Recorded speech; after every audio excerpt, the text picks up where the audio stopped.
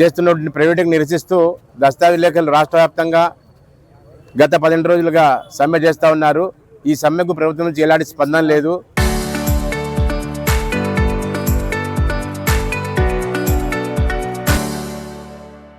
అయితే ప్రభుత్వం నుంచి ఎలాంటి హామీ మాకు రాలేదు.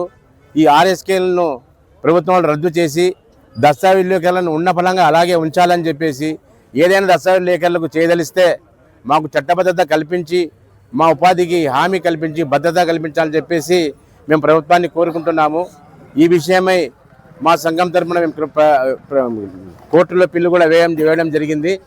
ఈ పిల్లులకు సంబంధించి కూడా విజయం మాదే అవుతుందని చెప్పేసి మేము ఆకాంక్షిస్తున్నాము. కాబట్టి ప్రభుత్వం వారు 396 జీవోను రద్దు చేసి ఈ ఆర్ఎస్కేలను ఉపసంహరించుకోవాలని చెప్పేసి మేము కోరుకుంటున్నాము. అదేవిధంగా రాష్ట్ర వ్యాప్తంగా మాకు సహకరించినటువంటి మా కస్టమర్లకు, ప్రజలందరికీ పేరు పేరున అనేక ధన్యవాదాలు తెలుపుకుంటున్నాము.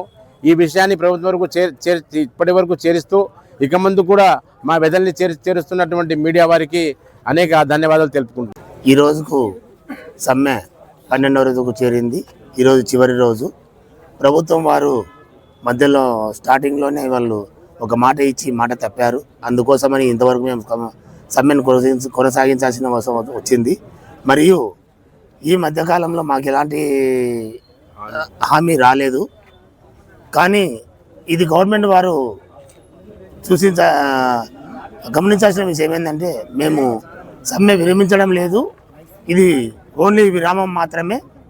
సమ్మె ఇంకా ఇప్పుడు మీరు మాకు న్యాయం జరగకపోతే నెక్స్ట్ చేయబోయే సమ్మె చాలా తీవ్రంగా ఉంటుంది.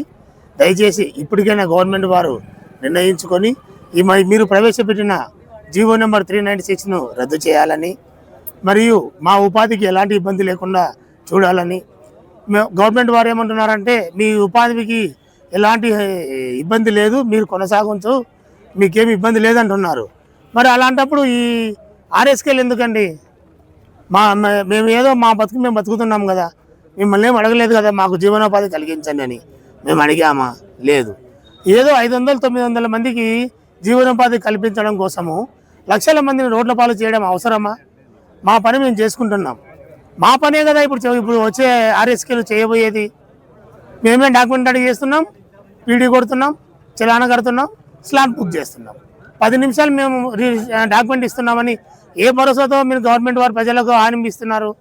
మామూలు చూసుకొనే మేము ఇవన్నీ చేస్తున్నాం కాబట్టి వీళ్ళు ఇవన్నీ ఇస్తున్నారు. కాబట్టి ఇప్పటికైనా దయచేసి ప్రభుత్వం వారు గమనించాల్సిన విషయం ఏంటంటే, ఇది అంతం కాదు, ఇది ఆరంభం మాత్రమే, ఇది అంతం కాదు. మళ్ళీ మీ వైఖరి మార్చుకోకపోతే ఈసారి సమ్మెను తీవ్రతరం చేయాల్సింది వస్తుందని మా ప్రజల తరఫున మరియు మీడియా మిత్రుల తరఫున నేను కోరుకుంటున్నాను.